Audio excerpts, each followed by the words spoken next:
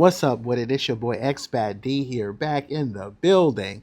So, sorry guys, I've been away for a little bit, man. Things got a little busy. For those that know, I also coach basketball, and so I'm like knee deep in two seasons going on at the same time. So I'm just trying to put the system in. You know what I'm saying? Get my Phil Jackson on. You feel me? But when it comes to content, good news. I got a lot of stuff coming out.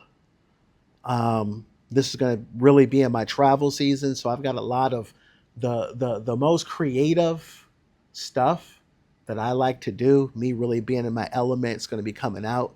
So just man, thanks for being patient with me. Those that still rocking with me and watching, and I got some really exciting stuff coming out.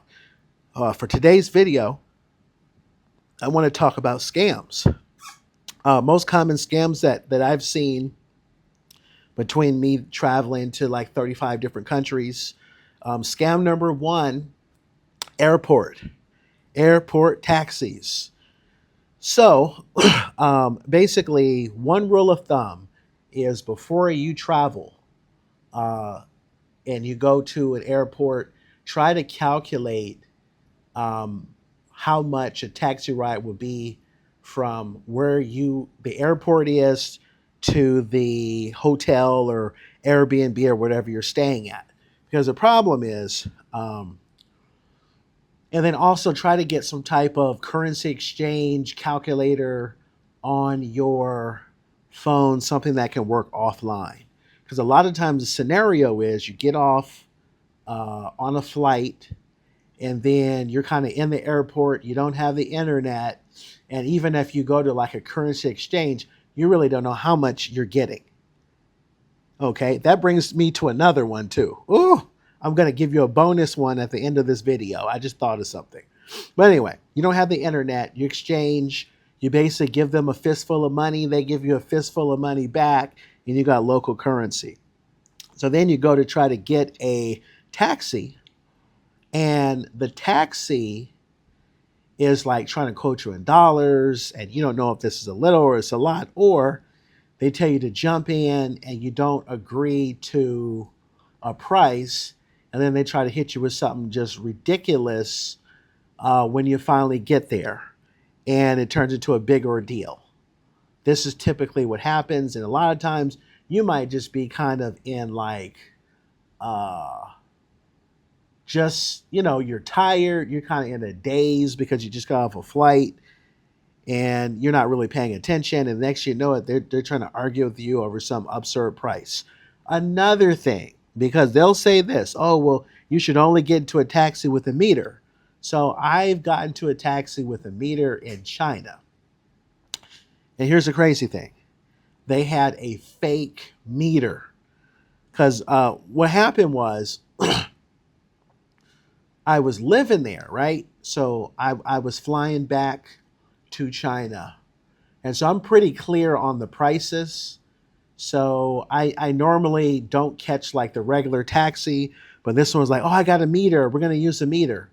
So we used a meter, and what happened was somehow, some way, this meter was calculating twice as fast as a normal meter would. Because I noticed when I got to where I basically back to my apartment, I was like, why am I paying double? And there's a meter, like double of what like a ride sharing app would charge. And that's because it was a fake meter. It was not going at the rate that a normal meter would go. So it's basically a scam. So yeah, just the way to avoid this, number one, if there is a ride sharing app like a Uber or anything related to that, like similar to Uber or Didi or it's different things in different areas. Make sure to load that. Some countries restrict it where you can't use that from the airport. Some do, but that's a way to avoid that scam. All right. Scam number two deals with investment. So a lot of times people would try to get you to, invest in something, some type of business or something like that. And either or this is all the same category, or they may try to sell you something that they don't actually own. So just always make sure if like you're trying to buy something, just to get second, get other people to also verify that they actually own this product, or whatever it is, so you don't get scammed, because it's so common that people have like fake lease agreements, fake deeds, and they're selling things that they don't actually own. So be careful. That's very prevalent in a lot of different countries. Okay. This brings me to my next scam.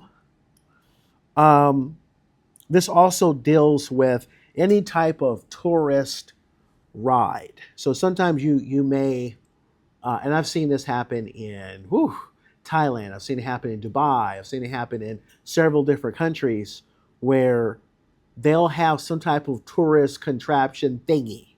Okay, it could be a ferry, it could be a horse and buggy, but it's something, as a tourist, like, ooh, this looks nice. Ooh, I want to do that. I want to try this. Ooh, this looks different. And then what happens is, even if you jump on and you say, hey, how much is this? And they'll quote you like a super cheap rate. They'll say, oh, just you, oh, $5, $5. You're like, really? I can do this for $5? And then you jump on, and then you're riding and you're riding and you're riding and you're riding. And you're like, man, this sure is a good deal. I'm doing all this riding for $5.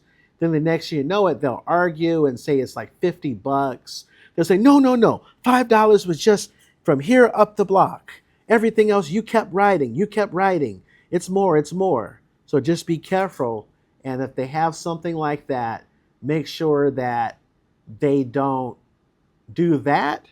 Or the other scam is make sure that they don't, either they're doing some type of price switcheroo, or they're trying to bait you into going somewhere else, where they'll say, hey, like, I can give you a ride, but let's stop off at this shop, or let's stop off at this jewelry place or this thing. And they're just trying to upsell you into buying something else. And, and it basically, it's a bunch of extra pressure, and just don't agree to anything like that. Okay. Couple extra bonuses, couple extra scams I want to tell you about. Um, be careful with currency exchange.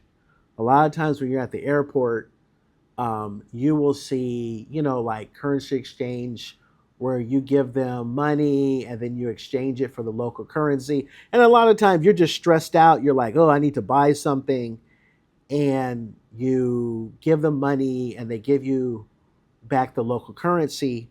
What happened is, you're not really familiar with that currency. You probably don't have the internet. You haven't really done the math on it. You just, like I said earlier, you give them a fistful of money, they give you back a fistful of money. You're like, cool, I got money in this country. So I remember this one day, I think I was either in Dubai or Turkey. I forget which country it was. But I was at the currency exchange place, and I was like, oh, I just need me a little bit of money, because I had a layover at the airport. And I was like, oh, I need to buy me some snacks or something at the airport, right? Which is another ripoff. How much they will, upcharge you at the airport for snacks, but you already know that. So I remember I had exchanged $100, right? Or I was about to. And then they were telling me how much money I was going to get back in the local currency. And literally, it was like $50. And I was like, wait a minute. I was like, they're like, oh, we have these fees and stuff on top to exchange the money. I literally was going to lose. It was somewhere in the, no, actually, as a matter of fact, I think it was more than $100. But I think in the transaction, I was going to lose like $100 in the transaction. And I was like, no, I'm not going to exchange this money. So I think instead, I just went to the ATM. ATM had a high fee on it too, but it wasn't $100. But it was an absurd amount of money that I was losing in the currency exchange. And I was like, wow, I'm just thinking of all the people that never really did the math on it. I'm not saying every currency exchange is that drastic, but there's a lot of them at the airport. Um, Another thing, bonus tip, one thing to be very careful of, and I wish I could, I have it in my drawer. I have just a big bag full of money, different currencies, right? And I don't have that bag because I am a collector.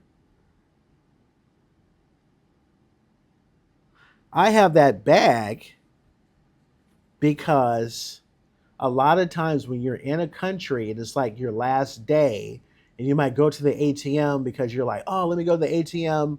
Let me exchange, money just in case like I gotta catch a taxi and have a little money at the airport, blah, blah, blah. A lot of times what happens is that when you check in at the airport and you check your bags in and all that stuff, they won't buy back your currency. So I'm not talking about like yen. Like if it's money from like China or money from like Dubai or Kuwait or like anything in the Gulf or US dollars, British, pounds and all that stuff, they'll take that. But if you have like Indian rupees or like Sri Lanka money or money from some African country that's not like South Africa, a lot of times they will not buy that money back. So you can get it from the airport, they won't take it back. So you're just kind of stuck with money. So that's just a pro tip. Make sure just use just enough that you need because I have just a bunch of money left over, and that's because they won't take the money back. So yeah, so those are my tips. Just basically like advanced travel tips and how to avoid popular scams. I'm going to end the video here so it won't be too long. I'm Expat D. Happy travel season for those people that are going to be traveling. We got a couple holidays coming up. I'm definitely going to be out there just getting some more exciting content. Because, I was kind of looking at my channel and I'm like, you know what? I know my channel is about, living abroad, but I feel like I'm just kind of talking about living abroad. And I'm sure you guys want to see me out there, you know, being abroad out there in the mix. So that's going to be coming up on the channel as well. Anyway, I'm going to end it here. I'm Expat D. Like, share, subscribe. Let me know in the comment section what country would you like to see me go to during this break that I have coming up. Anyway, going to end it here. Peace and I'm out.